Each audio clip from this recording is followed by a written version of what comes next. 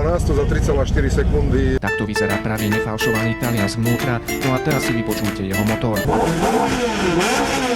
Za nami sa prebúdzajú koníky a my sa presúvame na štart. Obdivujeme auto tak ako aj diváci okolo nás a všetci spolu čakáme na zelenú. No uvidíme, že či dojdeme. Možno, že si budeme slavu vyberať medzi zubov ešte 2 dní. Rýchlosť, akú hocikedy nezažijete, nestíhame vnímať. V zákrutách sa nám prihovárajú už aj pneumatiky.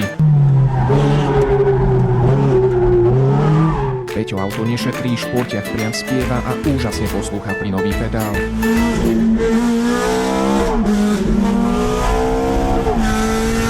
Ručička tachometra prekonáva 200, žltý športiak ešte stále vládze, no už musíme brzdiť. Došli sme do cieľa. Tak som išiel pomaly. Fú.